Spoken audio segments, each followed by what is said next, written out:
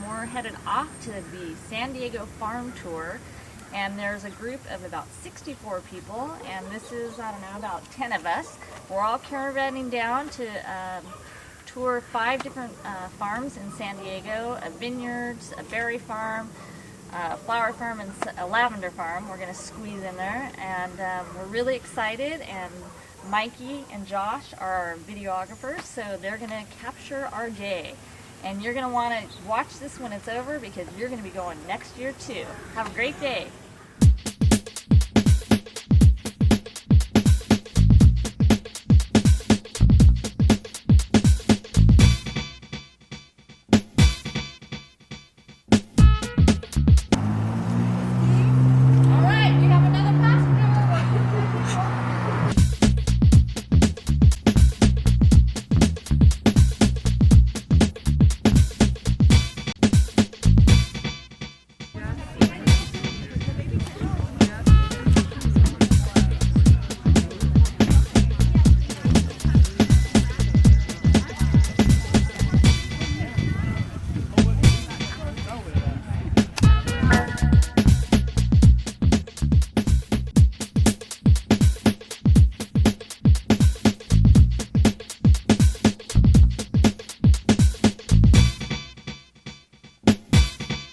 Birds and working with eggs. And when Noel Stehly was in, I believe it was the 7th grade, they got out of the chicken operation. And if you ask Noel when we go back, he'll tell you he couldn't have been happier.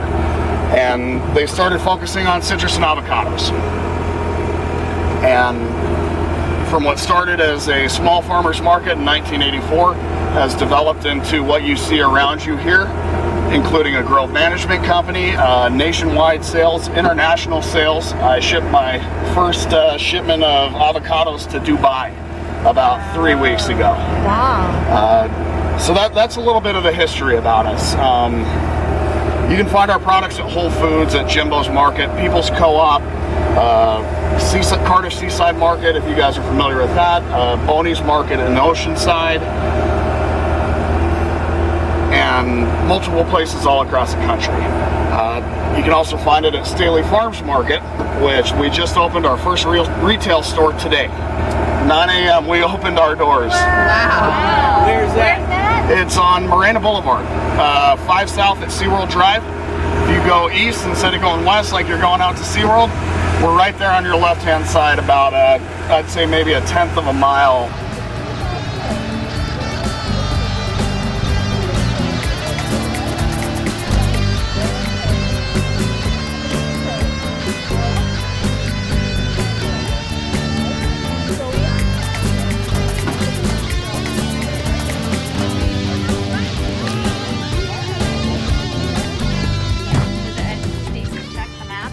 Go to the farm, you come back right out on that road, and it's the next whatever on the left. Okay, so we'll follow you.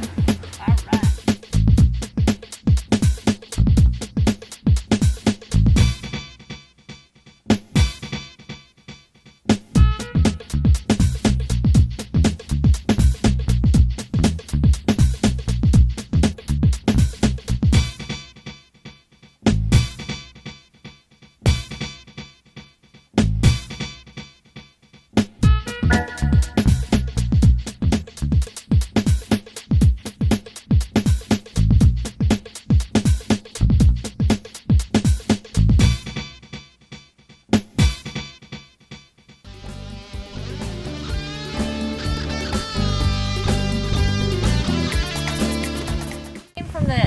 Stehly Organic Farms around the corner, which consisted of they have avocados, citrus, blackberries, blueberries, and your traditional sort of row crops.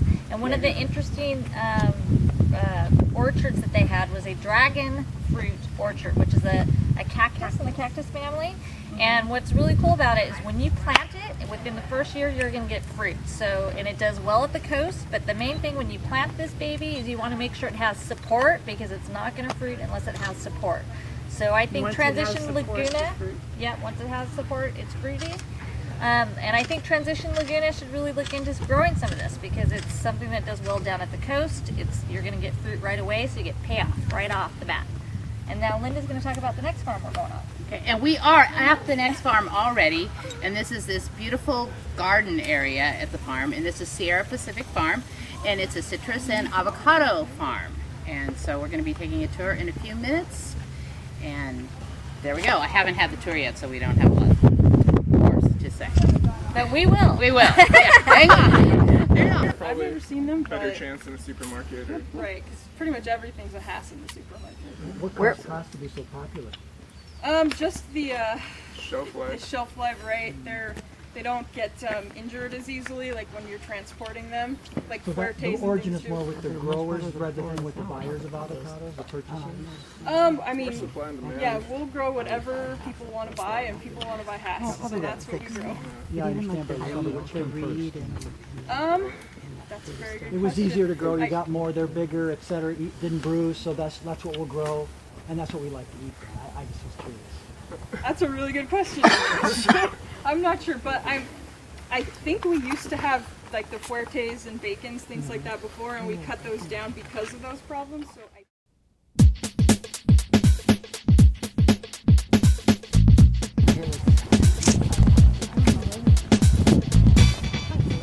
It's interesting. If you took away the palm trees,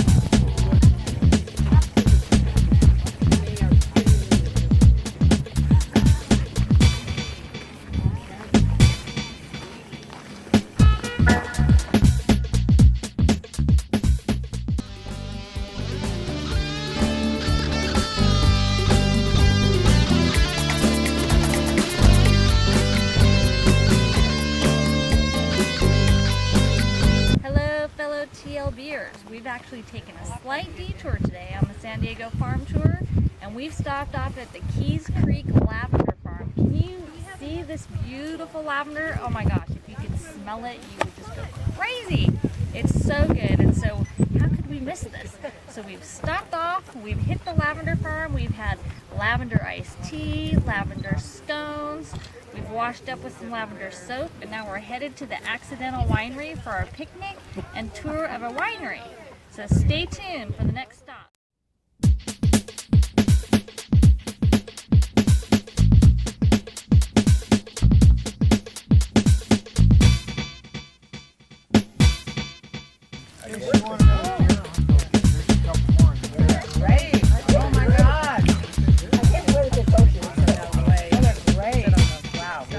and you cut them inside. Tastes bad.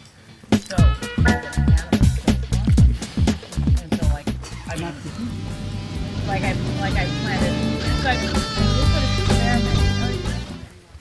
So here we are at the Accidental Winery picnic area. We'll have more of this. And sharing our picnic lunch together. Everybody brought something. We've got all kinds of salads. Stacy made a great muffaletta kind of like sandwich, and we've got bread and dips and potato salad and with tiny little spoon tomatoes, pineapple, all kinds of things. But most important part is having fun, sharing our meal together, and the camaraderie that happens as we just sit and talk and relax and enjoy the beautiful scenery and the great food.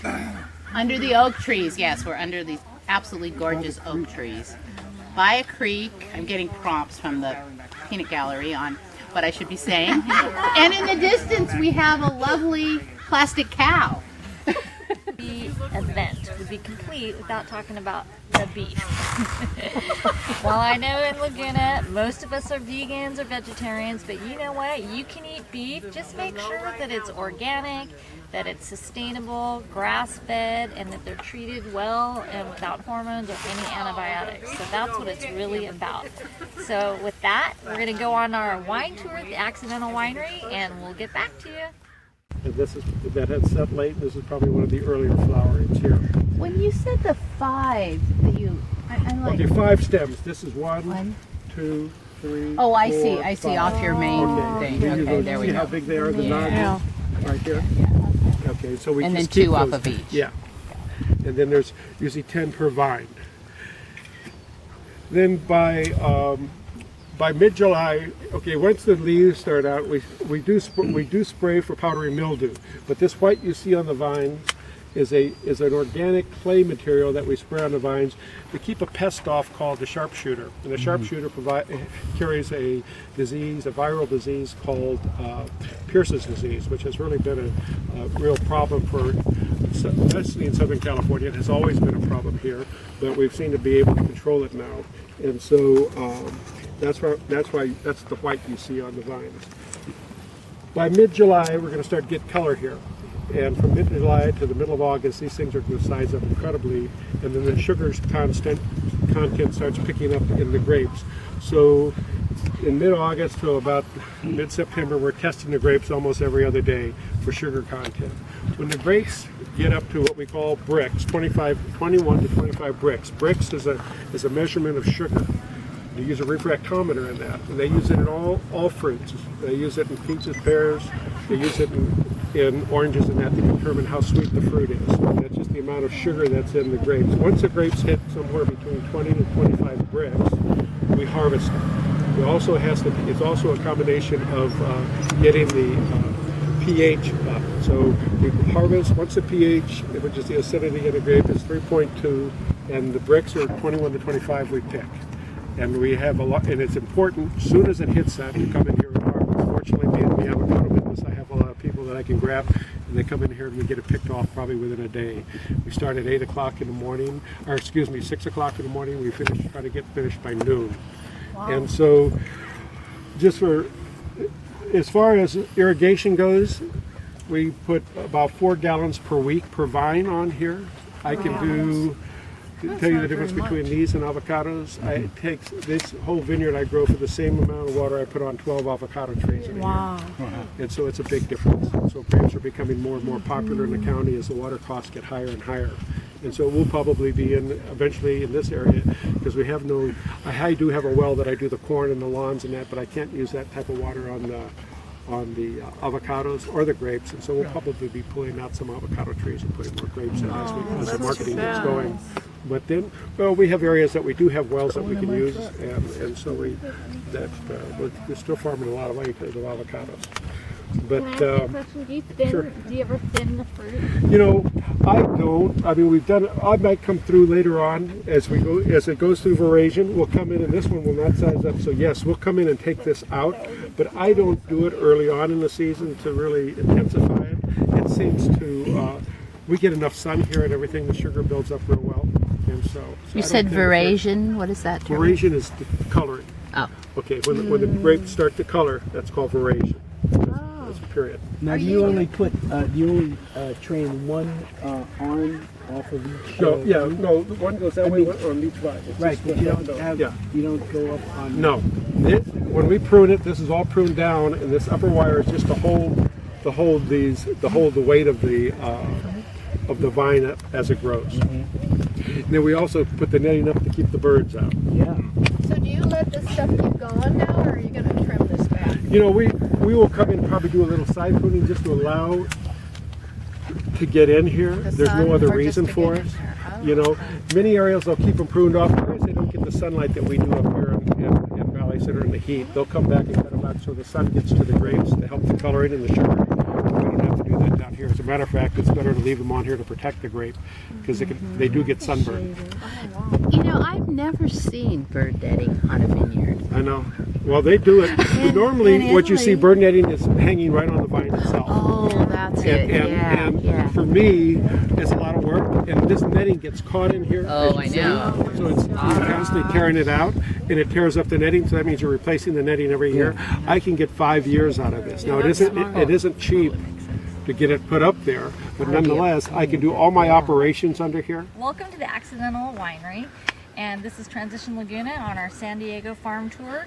And what was really exciting about this farm here is not only are they growing grapes to make this beautiful wine that Sam has here, it's a red table wine, but they were originally actually an avocado grower. And one of the things that I think is a really good takeaway point here is that for avocados, it takes a lot of water to grow avocados. And because of reduced water tables and water conservation, the cost of water, Mike, the owner, I believe it's Mike, of Accidental Winery, is actually shifting his crops to grapes because they consume much less water. So one of the things I think you should think about when you're looking to buy property or grow food is look at those cost factors and the resources that are necessary for the farm that you may be looking at developing. And grapes are a really less intensive water user, so that's a good one to grow, and they do well in California, and he's had great success, and he was indicating that you're going to see a really big shift in San Diego where you see the avocados kind of moving out and grapes coming in. So look at the costs tied to sort of the things that you may want to be growing and the resources that are available to do that. And so that's it for the winery, and have a great day.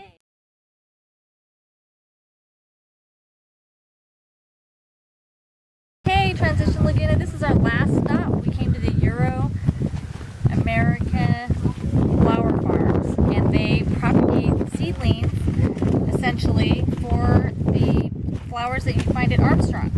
And we learned a lot about the whole process of how they propagate little seedlings from basically a clipping of a plant like that. And they just stick it in soil